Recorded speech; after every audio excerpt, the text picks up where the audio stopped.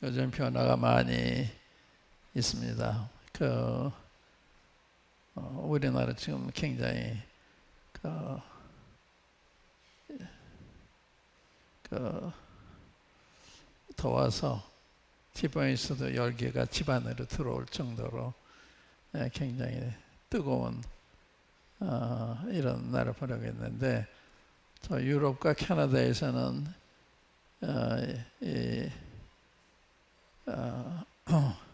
폭염으로 인해서 많은 사람이 사망하고, 또 지난주에는 홍수를 통해서 또 많은 사람이 사망하고, 이런 이상 기온에 의한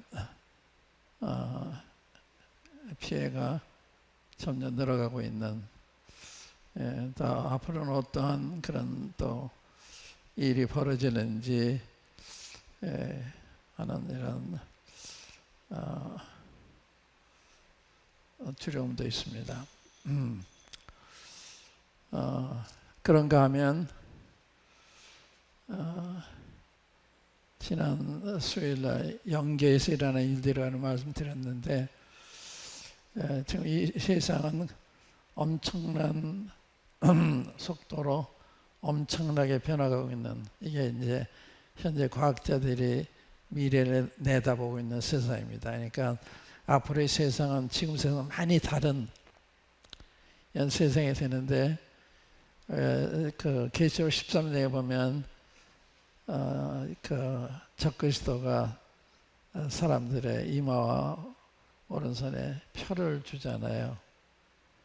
그 표를 받은 사람들 외에는 매매를 못하게 하는 이런 날이 오는데, 요즘에 이 과학에서 말하는 걸 보면 심각한 것들이 많습니다. 그게 이제 일종의 칩이라고 그러는데, 앞으로는 과학이 발달을 해서 지금 이제 진행 중에 있는 것입니다만은, 우리가 만약에 백신 속에도 그런 우리 유전자 DNA를 변형시킬 수 있는 게 들어있대요. 앞으로 이제 더 발달하게 되면 유전자가 변형이 되고, 또한 컴퓨터가 더 발전하면 중앙에 있는 컴퓨터에 의해서 사람이 조종을 당하는, 그러니까 이제 우리의 염색체 이 DNA가 변형이 되고, 이게 이제 중앙 컴퓨터에서 우리를 컨트롤하게 되면 우리 마음대로 못하는, 이제 컴퓨터의 조종을 받는 이런 인간이 되는, 이것은 다 환란 때 일어난 일이기 때문에 우리에게는 해당 안 됩니다만은, 이게 지금 진행 중에 있다고 하는 게, 그래서 지금 의학계에서 논란이 많고, BPM 이런 거 들었죠. BPM이 머리카락보다 100만 분의 1이 작은 거래요. 근데 그것보다 100만 분의 1이 작은 게 나노 기술입니다. 나노라는 기술이 있는데, 그러니까 얼마나 작은 것을 이 속에 많은 정보를 넣을 수 있는지, 이제 그러한 세상이 되면 일단 사람이 기계를 움직이는 것이 아니라 기계가 사람 움직이는 이런 세상이 온다고 이렇게 이야기를 하고 있는데, 그게 먼 데 있는 게 아니고 가까운 데 오고 있는, 지금 이 백신과 연관이 있다고 지금 의사들이 주장하고 있고, 그렇다면 주님 오시면 얼마나 가까웠을까, 휴거는 얼마나 가까웠을까. 환란 때 대질, 환란도 3년 반쯤에 이제 적그리스도가 이런 표를 주는 거거든요. 근데 성경에 있는 것이 지금 이렇게 나타나고 있는 현상인데 정말 놀랍죠. 그러니까 지금 과학 기술인 게 성경이 예언과 관계가 있어서 어떤 일이 일어난다면 성경에 어디 그런 말씀이 있나 생각해 볼 정도로, 그래서 그런 계시록 13장에 적그리스도가 자기를 추종하는 사람들에게 이 표를 줘요. 이 표를 받는 사람 외에는 매매를 못하니까, 이게 오늘 과학자들이 말하는 대로 중앙 컴퓨터에서 오히려 조정을 하면, 잘 이해가 안 될지 모르겠는데, 그게 그러니까 단순한 오늘날 코로나 백신 맞았냐 안 맞았냐 이걸 나누는 게 아니라, 우리 사람 자체가 이제 컴퓨터에서 정보를 받는다는 거예요. 이 정보를 받아서 우리가 원하는 거 뭐든지 할 수 있도록. 그러니까 이 컴퓨터 연결이 되지 않으면 그 세상 살아갈 수가 없는, 매매도 할 수가 없는, 그러니까 그 정보를 못 받으면 매매도 할 수 없고 굶어 죽어야 되는, 그러니까 그런 식의 이런 표 혹은 칩이 아닐까 이렇게 생각을 하게 되는데, 이게 지금 진행 중에 있으니까 정말 무서운 세상으로 지금 이게 발전해 가고 있는, 우리 많은 사람들 모르잖아요. 이 첨단 이 과학이 어디로 향하고 있는지, 어디까지 갈 것인지. 그런데 이제 그게 요즘 과학에서 이야기하고 있는 현재 진행되고 있는 기술입니다. 그러니까 사람의 진행이라는 게 보통 놀라운 게 아니고, 그 다음에 이제 적그리스도가 세상을 통치하잖아요. 온 세상을 통치하는데, 통치하려면 그만한 초인적인 지혜가 필요하죠. 지금 한 나라도 통치하기 어려운데 전 세계를 통치하려고 그러면 초인적인 지혜가 필요한데, 그게 아마 요즘 AI라고 하는 인공지능에 의해서 만들어진 이런 기계 사람이 아닐까. 그러니까 추측입니다. 그런 생각해 보는 건데, 그러니까 이 세상 어떻게 통치할 건가. 지금 통치가 어려운 이런 시대에 살고 있거든요. 옛날에는 그저 백성들이 잘 순순히 따라왔는데, 지금은 데모를 하고 반역을 하고 이렇게 되기, 폭동을 하고 그러기 때문에 통치가 매우 어렵죠. 그러니까 그럴지 모르고, 그 다음에 제가 이제 2차 대전 때 일본이 진주만을 공격하잖아요. 여기가 태평양 전쟁이라고 그러는데, 그때 미군보다 일본군이 상당히 강했고, 또 이 비행기 수도 많고 선박도 더 많고, 미국에 굉장히 열세에 있었어요. 그런데 미국이 뭘 했는가 하면, 이제 이게 일본 비행기를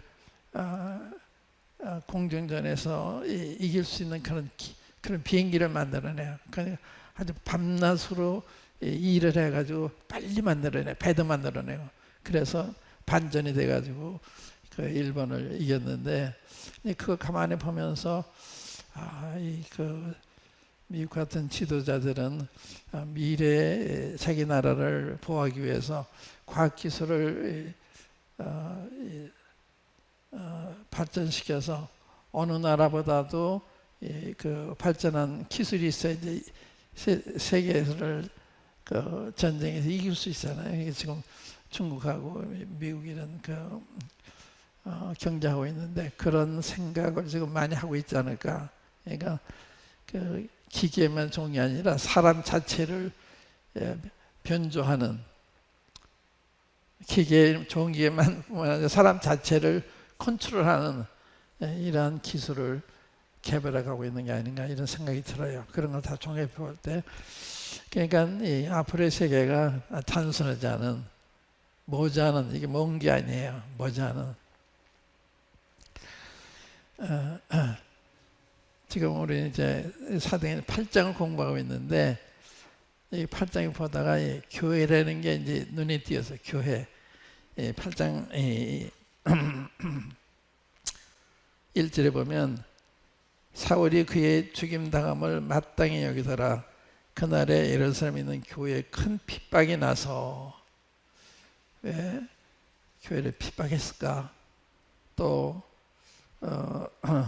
3절에 사울이 교회를 잔멸할세 각 집에 들어가 남녀를 끌어다가 옥에 넘기니라. 교회 이게 뭐냐? 이게 주님 당시만 해도 교회가 지상에 없었잖아요. 지상에 교회가 없었습니다. 주님이 그 승천한 후에 성령이 오심으로써 교회가 탄생했잖아요. 교회가 예루살렘 교회가. 근데 이 교회를 지금 핍박하는 거예요. 누가 핍박하냐? 유대교회가 핍박하는 거예요. 근데 교회 역사를 보면 순탄한 때가 없었어요. 항상 미움받고 핍박당하고 압수당하고 우리 히브리서 보면 그런 그 어떤 핍박을 받았는 한 것이 10장 11장에 나오는데 이상하죠. 교인들은 착하잖아요. 선하잖아요. 또 사랑으로 행하잖아요. 우리 주님이 가르치면 그러니까 주님도 악한 일을 하나도 안 하셨어요. 선한 일만 하셨죠. 그런데 그렇게 싫어한 거예요. 주님이 핍박했으면 그건 우리를 핍박한다는 걸 의미하는 거예요. 주님이 나를 핍박했은즉 너희도 핍박할 거다. 나를 미워했은즉 너희도 미워할 거다. 너희가 이 생 속하지만 내게 속했기 때문에. 그래서 우리가 핍박을 당하고 이런 거는 예상된 일입니다. 오늘 교회가 주목을 받잖아요. 이런 사회주의 국가에서는 교회는 잔멸해요. 교회를 잔멸한다는 말은 파멸하는, 없애버리는 목적이. 그래서 북한에는 교회가 존재 못하잖아요. 그런 세상을 치닫고 가고 있는 이런 시대를 살고 있는데 몽하지 잘 모르니까. 그러니까 이면에서 이 원수들은 이 놀라운 그 음모를 행하고 있는데 우리가 모르는 거예요. 음모를 하고 있기 때문에 뒤에서. 그래서 최소한도 이러한 위험한 때 성경에는 너희는 알라 말세에 고통하는 때가 이르리니 그랬잖아요. 디모데후서 3장에 고통하는 때가 위태로운 때. 그러면 사람이 자기 사랑하고 돈을 사랑하고 쾌락 사랑하기를 하나님 사랑보다 더하고, 이게 그 마지막 때 그 상황을 표현한 고통하는 때로, 고통하는 위태로운 때. 그러니까 이 위험한 세상에 지금 우리 살고 있는 거예요. 그 위험을 향해서 지금 발전해 가고 있는데 멍하고 있는 거죠. 그러니까 사람들은 여러분 책도 안 읽고 신문도 안 보고, 여러분 신문 보세요. 일간신문 보는 사람 거의 없을 거예요. 뭐 인터넷 통해서 본다 그러고 그러는데 신문을 보는 거가 인터넷 보는 거 또 달라요. 인터넷에서 보는 거하고. 전 신문을 보고 있습니다. 그 많은 그 시사를 볼 수가 있고 정보를 얻을 수 있기 때문에. 근데 요즘은 안 읽어요. 일간지 거의 안 읽습니다. 그러니까 세상이 어떻게 돌아가는지를 잘 몰라요. 인터넷 본다고 하지만 뭘 얼마나 봐요. 인터넷 신문 본다고 그러는데 말만 본다고 그러지 보지도 않습니다. 그러니까 이 무지 속에 살아가고 있는, 그러니까 우리 속이는 사람은 얼마든지 속일 수가 있는 거예요. 너무 모르니까. 세상이 어떻게 돌아가는지 모르니까. 교회를 잔멸할세. 이게 우리의 운명입니다. 과거에 그랬으면 앞으로도 그럴 거고 그런 거기 때문에 우리가 이런 걸 볼 때 그냥 역사의 한 사건이 아니라 이게 계속되는 사건. 이걸 각성하지 않으면 모르고 있는 거예요. 교회는 미움을 받도록 되어 있고 핍박을 받도록 되어 있습니다. 우리 주님은 그렇게 하는 세상이기 때문에 그 주님을 따르는 우리를 곱게 보질 않죠. 그러니까 그거는 당연하다고 봐야 되는 거예요. 각오하고 살아야 되는 거예요. 거기에 대비한 삶을 살아야 되는 것입니다. 이때도 이렇게 교회를 잔멸한 하서 남녀를 끌어다가 남자 여자를 구분하지 않고 남녀노소를 이렇게 했을 거 아니에요. 이것이 옛날 얘기 아니라 우리의 얘기고 앞으로의 얘기다. 정신을 차리지 않고 이런 세상 돌아가는 걸 알려고 하지 않으면 그냥 생각지 않은 때 어려운 일을 당하게 되는 것입니다. 그런 세상에 지금 살고 있고 그런 방향으로 가고 있고 우리 주님은 그걸 경고를 하셨어요. 그러나 사람들은 별로 관심이 없어요. 성도들도 관심이 없습니다. 말해도 듣질 않습니다. 그러니까 굉장히 어려운 시대죠. 나중에 이제 컴퓨터에 의해서 사람들이 조종을 받는다 할 것 같으면 그땐 내 의지가 없어요. 컴퓨터 컨트롤하는 건데 내 DNA를 통해서 컨트롤하는 거예요. 그 칩이 그 연결이 되는 거예요. 그러한 기술을 가지고 사람을 지금 조종하기 위해서 기술을 발전시키고 있는 이런 때 이건 공상적인 얘기 아니에요. 그래서 우리는 이 핍박을 보면서 우리를 보는 또 미래를 내다보는 어떠한 핍박이 우리를 기다리고 있나 이런 생각해야 되는 거예요. 그래서 기도가 필요하고 말씀 상고하는 게 필요하고 그래서 이런 때를 어떻게 살아야 되나. 그런데 놀라운 거는 여기 핍박이 일어나도 성도들이 꼼짝 안 해요. 핍박을 당해도. 예루살렘 큰 핍박이 났는데 흩어진 사람들이 돌아다니며 복음을 전하잖아요. 그냥 도망다니는 게 아니에요. 도망다니면서 이렇게 복음을 전했어요. 또 사도행전 5장에 보면 사도들이 우리가 그리스도를 위해서 능력받는 일에 수혜를 받는다고 오히려 기뻐하는. 그래서 집에 있든지 성전에 있든지 예수 그리스도 전파하기를 그치지 않았다. 이 상태가 참 놀라운 거예요. 그러니까 여기에 우리가 볼 때 이런 핍박이 있는데 그때 성도들은 초연했습니다. 당연한 걸로 생각해서 그걸 영광으로 생각해서 핍박받는 거 영광으로 생각하고 나 같은 것을 주님의 이름을 위해서 이런 핍박을 받게 하신다. 영광으로 생각한 거예요. 피하려고 그러지 않고. 그런 걸 보면서 우리를 봐야 된다. 앞으로의 나를 봐야 된다. 지금도 보세요. 우리가 20명밖에 못 모이잖아요.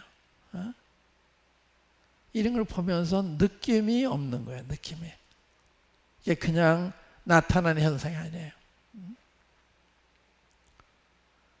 그러니까 코로나 하면 그 무슨 뜻이에요?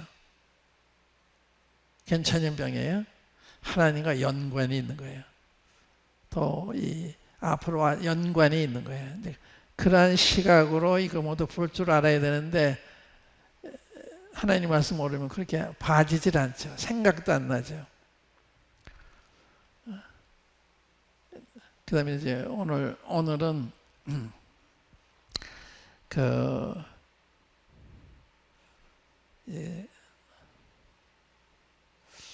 9절부터 한번 읽어가면서 카멘트를 하면서 시간에 대한 빌립의 생에 대한 거 여기 땅까지를 여기에 나온 그 말씀을 중심으로 말씀을 드리겠습니다. 우리 이제 9절부터 사도행전 8장 9절부터 보시면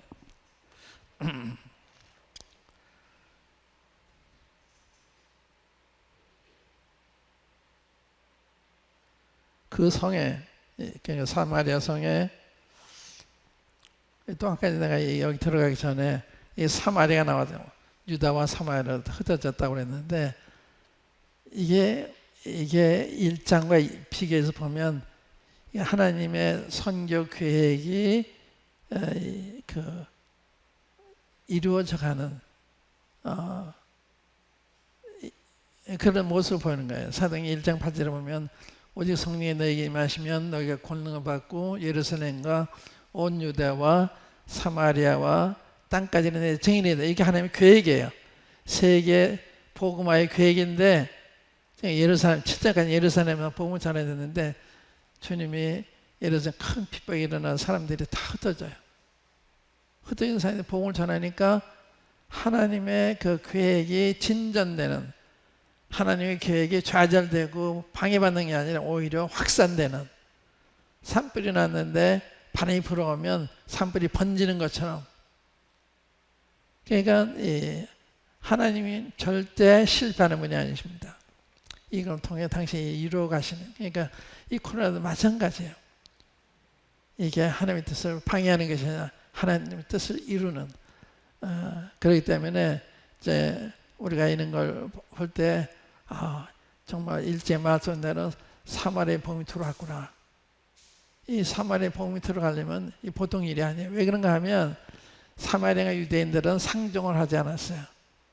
이 사마리아 사람들은 이방 사람들과 결혼해서 생겨난 이 혼혈족이기 때문에 유대인들은 멸시를 하는, 그 동네도 들어가지 않는. 그런데 빌립이 거기서 복음을 전해요. 너무 놀랍죠.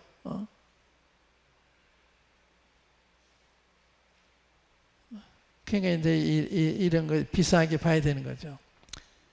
사마리아만 아니라 이제 이방 땅에까지 가는데, 읽어가면서 좀 말씀드릴게요. 그 성에 시몬이라는 사람이 전부터 있어 마술을 행하여 사마리아 백성을 놀라게 하며 자칭 큰 자라 하니 낮은 사람으로부터 높은 사람까지 다 청종하여 가로되 이 사람은 크다 일컫는 하나님의 능력을 하더라. 오랫동안 그 마술에 놀랐으므로 저희가 청종하더니, 여기까지 보면 마술이라는 게 나와서, 마술, 사마리아 성에 복음이 들어가기 전에 이 마술 행하는 시몬이라는 사람이 있어요. 마술. 이 놀라운 일을 행하니까 사람들이 다 놀라고, 저 사람이 신이 아닌가? 아마 그 정도 생각했을 거예요. 오늘날도 마술하는 사람 많아요. 텔레비에서 지금은 잘 진행되는지 모르지만 사람 턱 밀면 벌떡 넘어지잖아요. 그 마술이에요. 천년 건다 그러죠. 마술이 뭐냐?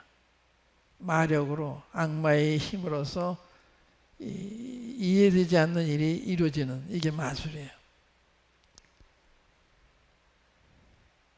그런데 이 사람이 마술을 이용해서 사람들 놀라게 하고 있는 거예요.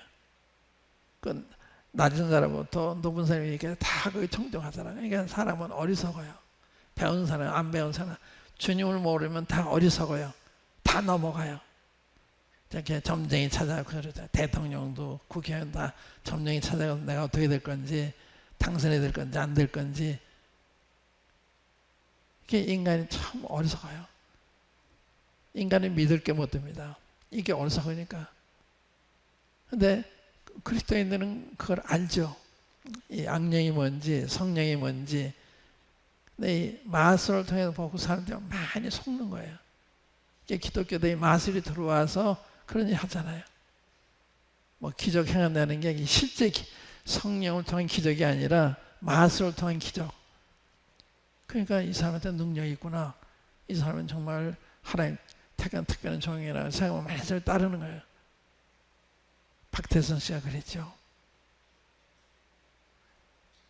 그런 일이 전 세계적으로 많습니다. 미국에 보면 텔레비 보면 그런 사람들이 나와 텔레비 보여줘요. 어떻게 사람이 변하는지. 마술에 의한 기적과 성령에 의한 기적은 다른 거예요. 근데 이 사람 보면 사람 자체가 잘못됐어요. 보세요.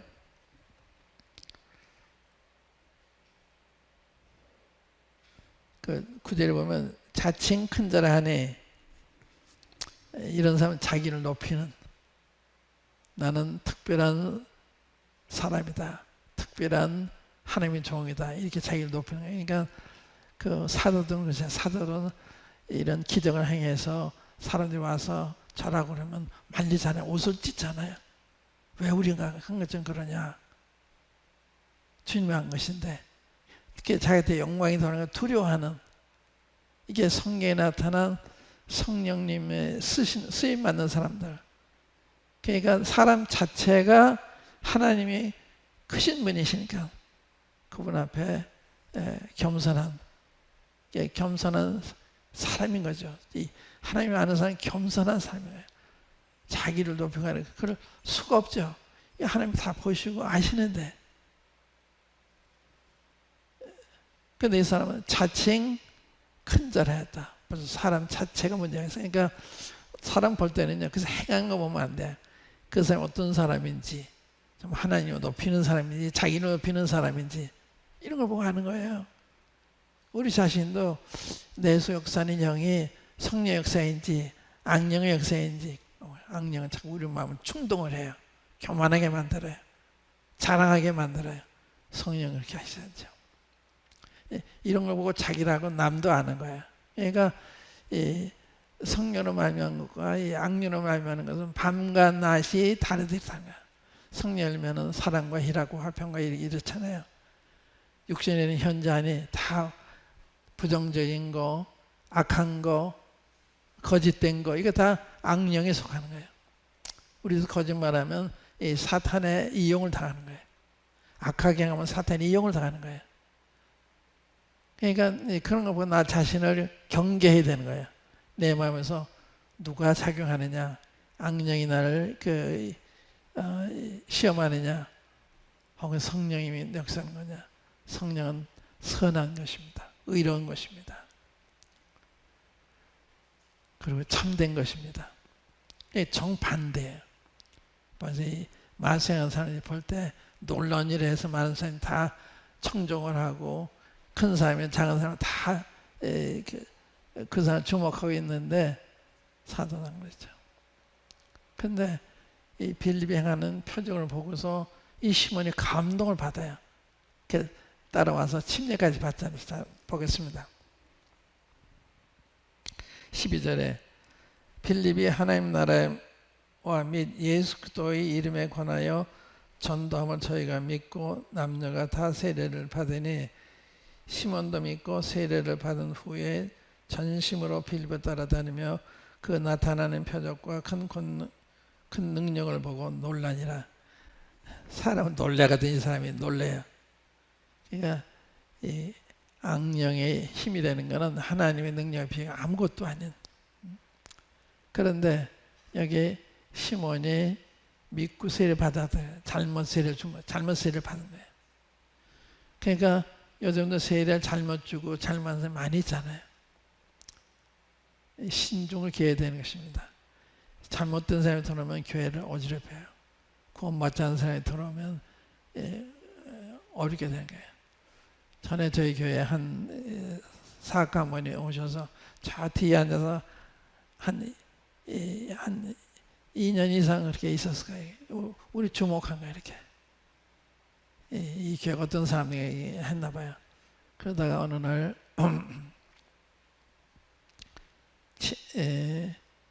어느 날 이제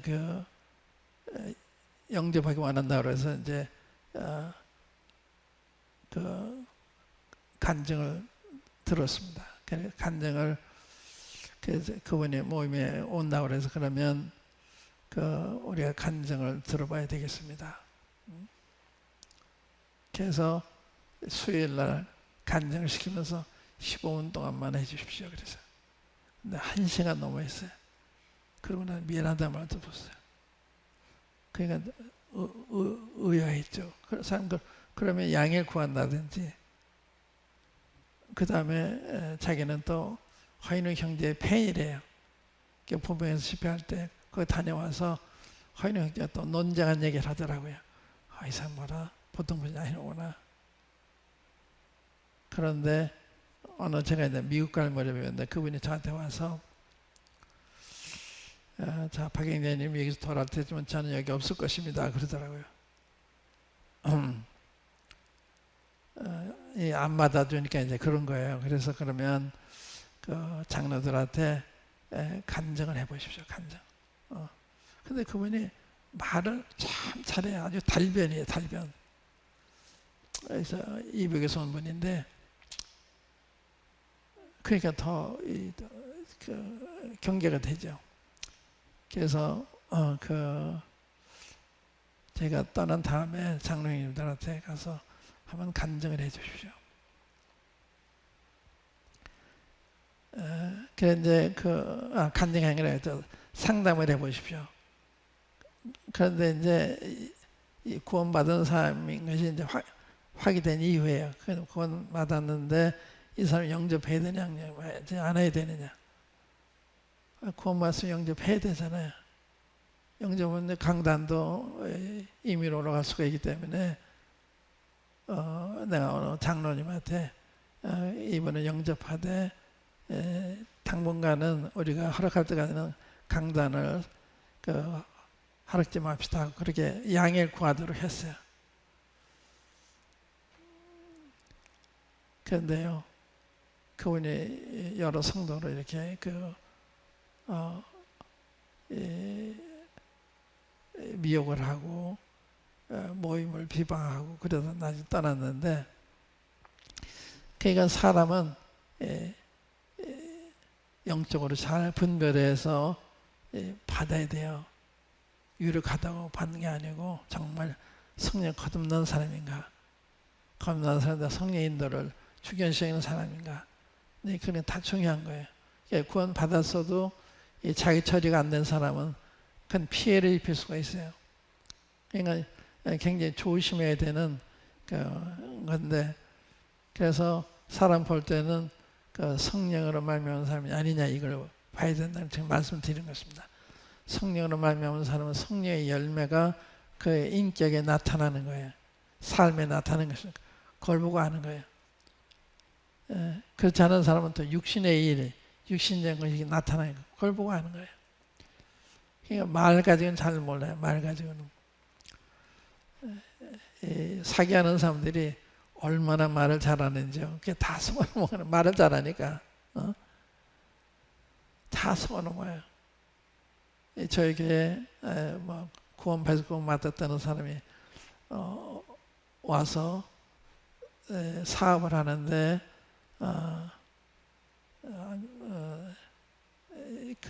한 20배로 남는 이런 사업인데 자금이 부족하다. 몇 사람을 설득했어요. 장로 형제님들에게 속아 넘어갔어요. 어떤 형님 와가지고 우리가 건축을 해야 될 텐데 헌금을 거기에 투자해서 20배 나오면 좋지 않습니까? 그래서 내가 헌금은 그런 데 쓰는 게 아니야.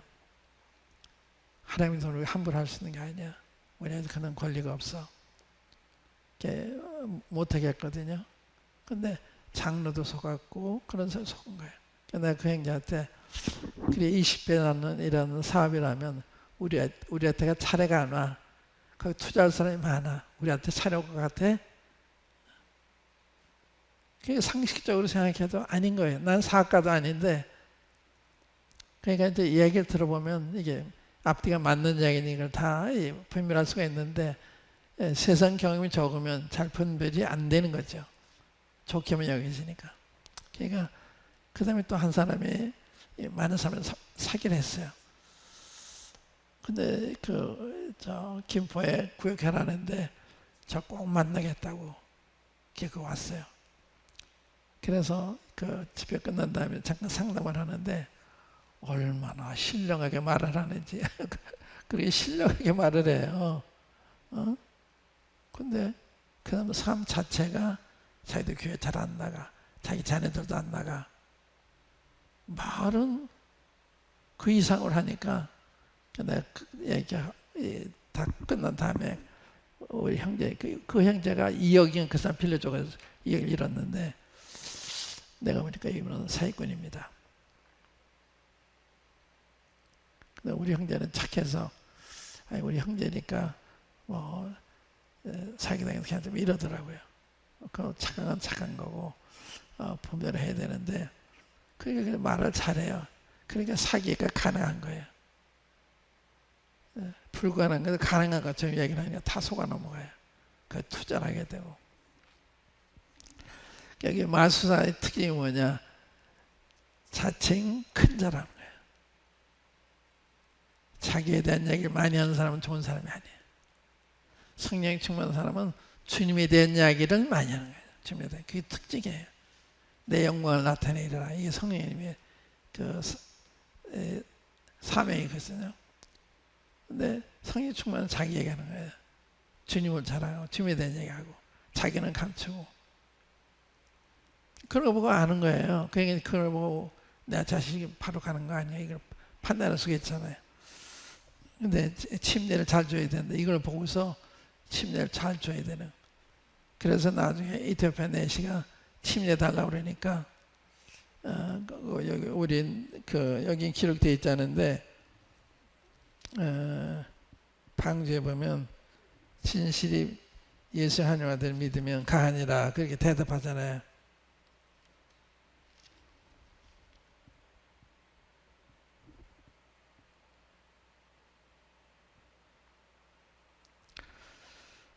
그래서 나중에 그 빌립이 에티오피아 내시를 전도하고 침례할 때는 신중을 기하는 이걸 볼 수가 있는데 침례가 교회에 받아들이는 하나의 관문이기 때문에 침례는 신중하게 줘야 됩니다. 그러니까 침례를 동정한다든가 안 되는 거예요. 이건 그 사람의 영원한 운명을 정하는 거기 때문에 신중을 기하고 책임감을 가지고 해야 되는 거죠.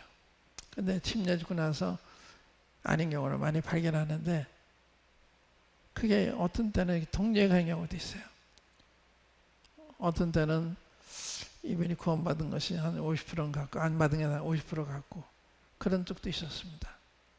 그래서 계속 미룰 수가 없어. 한 3번인가 이렇게 상담했는데 그러면 그 형제님의 그 책임하에서 우리는 50%인데 받겠다 그러면 우리 책임지는 게 형님이 책임지는 겁니다. 그러니까 그래서 받은 경우가 있는데 그러니까 이제 침례 상담을 신중해야 된다 그런 말씀입니다. 그 다음에 14절에 예루살렘에 있는 사도들이 사마리아도 하나님의 말씀을 받았다함을 듣고 베드로와 요한을 보내매 여기 사마리아도 하나님의 말씀을 받았다. 이게 새로운 상황입니다. 새로운 상황. 그 다음에 예루살렘과 중심으로 복음이 전해졌는데 이 사마리아 복음이 들어간 거예요. 이게 그러니까 누가가 이걸 기록할 때 이게 새로운 일로 본 거예요. 사마리아 하나님 받았다. 11절에 보면 이방인에 대한 것도 나와요. 11절에 보면 11장 1절에 유대에 있는 사도들과 형제들이 이방인들도 하나님 말씀을 받았다함을 들었더니 그러니까 이게 보통 사건이 아니다 하는 걸 우리가 보여주는 거예요. 사마리아 하나님을 받았다. 이게 하나님의 그 계획이 진전돼 가는 이걸 지금 보여주고 있는 거거든요. 그러니까 역사는 하나님 뜻이 전개돼 가는 것을 보여주는 거예요. 그러니까 역사에서 그걸 읽을 수 있어야 되는 거예요. 일반 역사나 교회 역사는 그걸 읽을 수 있어야 되는데 이런 하나님의 계획을 잘 모르면 읽어지지 바르게 읽을 수가 없죠. 그러니까 성경을 잘 알면 역사를 해석하는 데 많이 도움이 되는 거예요.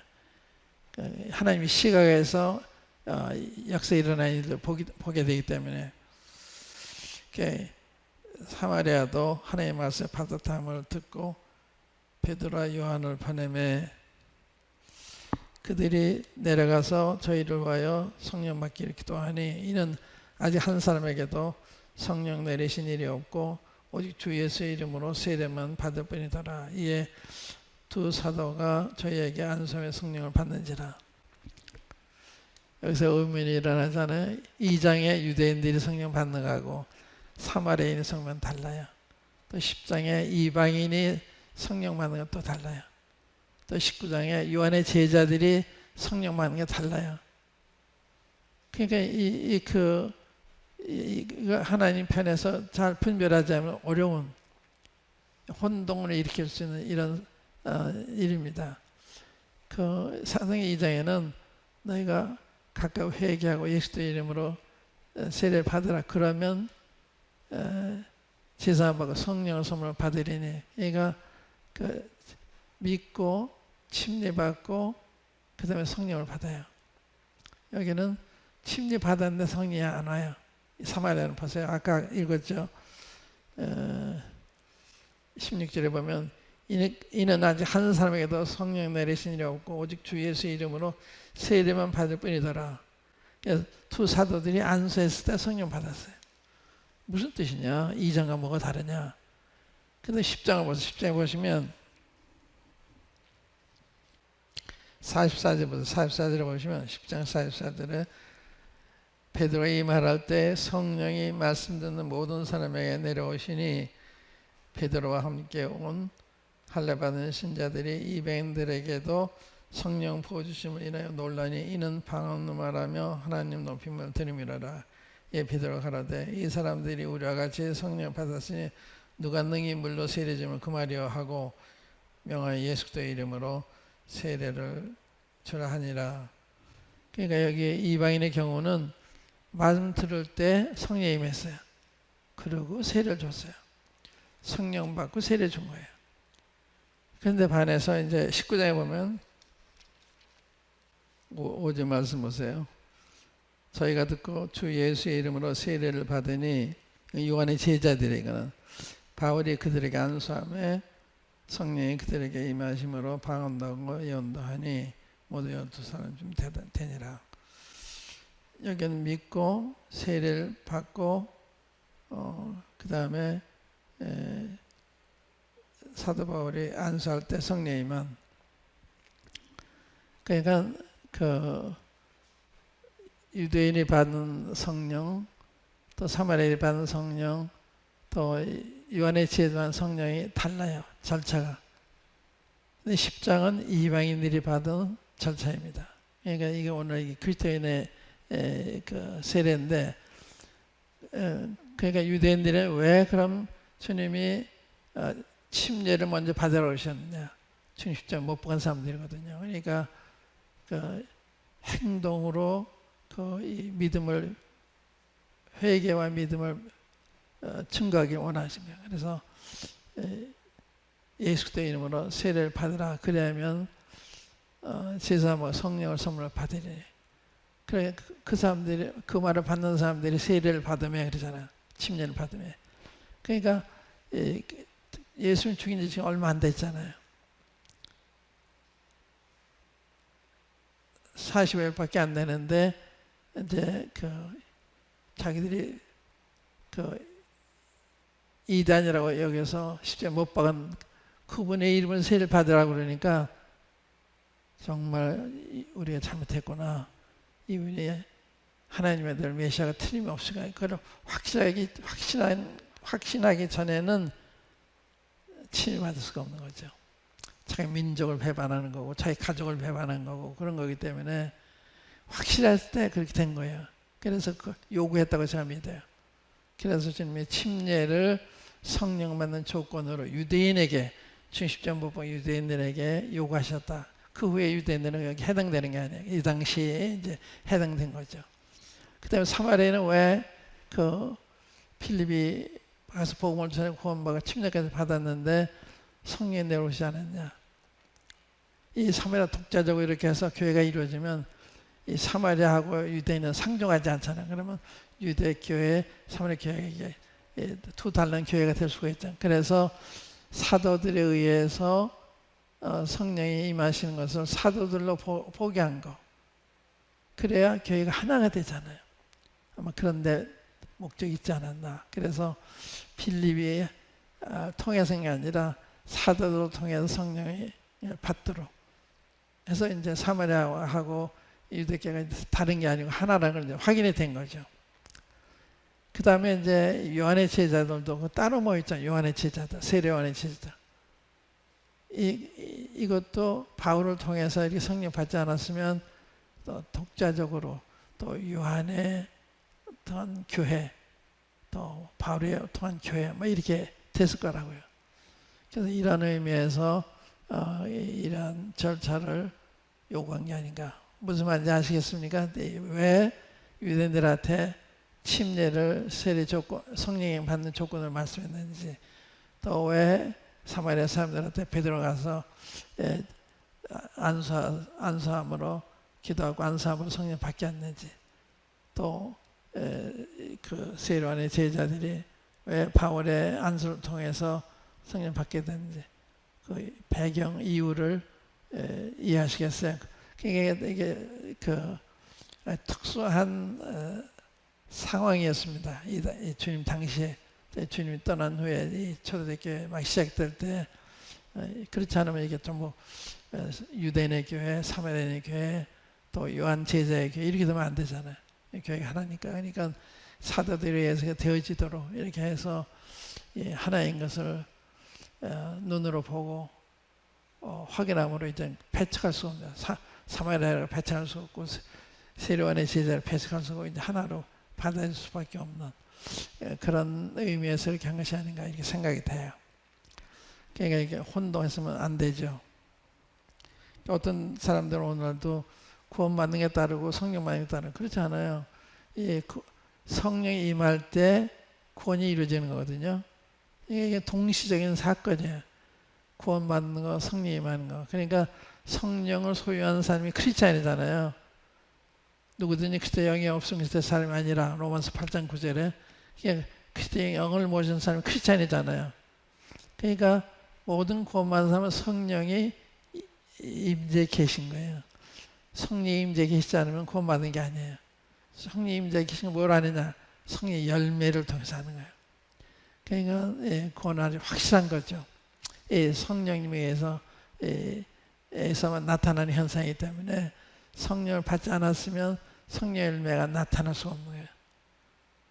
이 성령을 통해서 주님도 알게 되는 거예요. 예수님도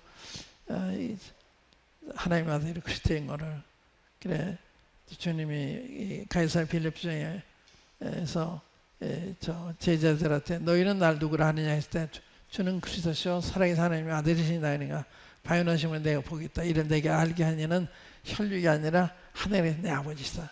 그러니까 하나님 계시를 통해서만 예수님 하는 거예요. 성령님의 계시를 통해서만 예수님을 확실히 아는 것이죠. 그렇지 않으면 지식적으로 알기 때문에 진짜 아는 게 아니에요. 코끼리를 만져보고 아는 사람하고 눈 뜨고 코끼리를 보고 아는 다른 거죠. 그러니까 이런 차이가 있다고 말씀을 드립니다. 그러니까 구원 받았냐 안 받았냐는 방과 낫이 다른 거다. 성령 받은 안 받은 사람의 차이기 때문에. 그러니까 그 상담할 때도 이게 너무 분명해야 돼요. 저는 상담할 때 얼마나 복음을 정확히 깨달았나 이걸 보는 게 아니에요. 성령이 그 사람한테 들어왔나 그걸 보는 거예요. 그래서 성령을 그동안 얼마나 받았냐 그러면 별로 못 봤어요 하면 문제가 있는 거예요. 어린아이가 엄마 뱃속에 태어났는데 엄마 젖을 얼마나 먹었냐? 별로 안 먹었어요. 그래서 안 먹을 수가 없으니까 젖달라고 우는 거죠. 생명이 있기 때문에 없으면 울지 않아요. 또 살아있으면 움직이잖아요. 호흡하잖아요. 이게 살아있는 사람과 죽은 사람은 천지 차이죠. 그러니까 성령 반사 안 받는 그런 차이가 있는 거예요. 확실한 거예요. 확실하지 않으면 안 되는 거예요. 그게 성경이 말씀하는 그리스도인의 모습입니다. 그리스도인의 그 증거예요. 그래서 지금 그 사마리아인들이 베드로 요한이 와서 안수함으로 성령 받는 이런 걸 우리가 봤습니다.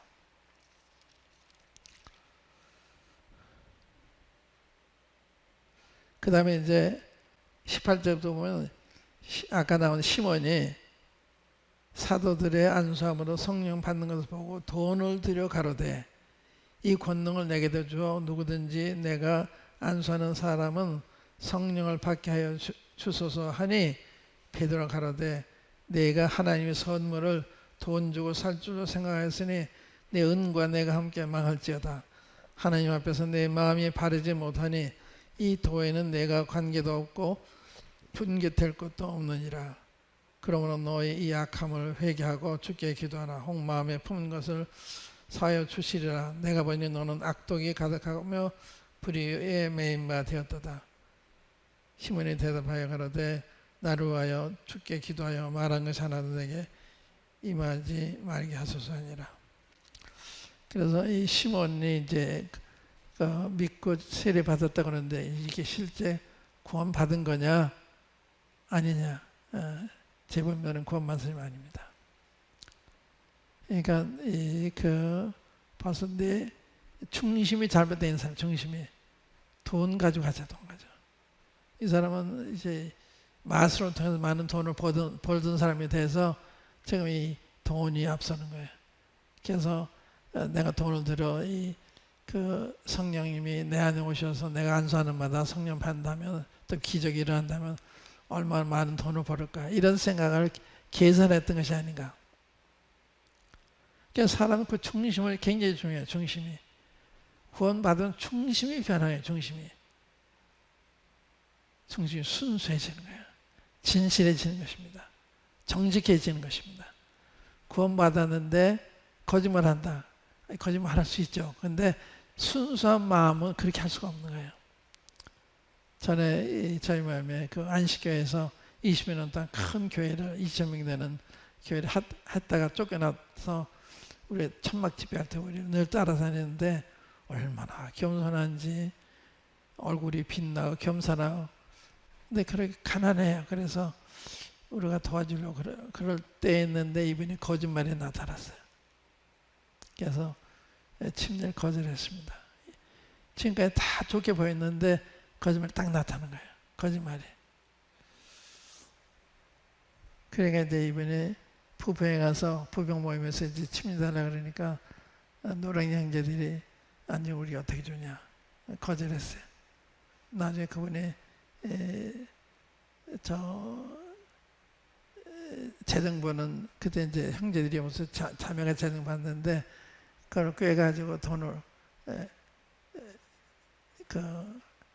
빌려간 거예요. 그러고는 잠적했어요. 그리고 나중에 들어보니까 이렇게 많은 비방을 다녔다 그러더라고요. 그러니까 사람은요, 뭐 한 가지를 통해서 그 사람 전체를 볼 수가 어떤 때는 항상 그건 아니지만, 그러니까 이렇게 아주 좋게 보이는 사람들 거짓말할 때 이게 더욱 이제 새롭게 보이는 거예요. 어떻게 저런 거짓말하지? 그래서 침례 주려고 그래 다 취소하고 그런 적이 있습니다. 그리스도인의 그 관계라고 하는 것은 교제라는 게 통해서 이루어지는 교제. 그러니까 그리스도인은 성령 안에 있기 때문에 교제가 되어지는 거예요. 교제가 안 되어지면 문제가 있는 있어요. 믿지 않는 사람이기 때문에 교제가 안 되어지든지, 믿는 사람인데 죄 가운데 있으면 교제가 안 되든지. 그러니까 교제가 굉장히 중요한 거예요. 이 빛 가운데 교제가 이게 되어지는 거거든요. 교제가 안 되어지면 문제가 있는 거예요. 문제가. 그래서 사람을 정확히 분별하면 성령님을 통해서 분별하는, 성령은 카피할 수가 없어요. 성령 안 계시면 성령님을 꾸며낼 수가 없습니다. 그러니까 성령님을 통해서 이제 성령 인도함 받는 사람인지 아닌지 그건 성령 열매 보면 아는 거거든요. 그래서 저 오늘 시간이 많이 갔네요. 많이 가서 여기까지만 해야 되겠네요. 그래서 그 시몬이 구원받기 전, 믿기 전에 자칭 큰 자라 문제가 있었다. 그 다음에 마음에 악독이 가득한 자다. 불의에 하나님 앞에서 내 마음이 바르지 못하여 이 도에는 내가 관계도 없고 분깃될 것도 없느니라. 그러므로 너희 악한 몸을 회개하고 주께 기도하라. 홍마음에 품은 것 사여 주시라는 기도 안 하잖아요. 기도 안 하고 베드로가 기도해달라고 그러잖아요. 입사절 보면 시몬이 대답하여 가로되 너를 위하여 주께 기도하여 말한 것이 하나도 내게 임하지 말게 하소서. 자기 기도해야 되는 거야. 자기가 회개해야 되는 거거든요.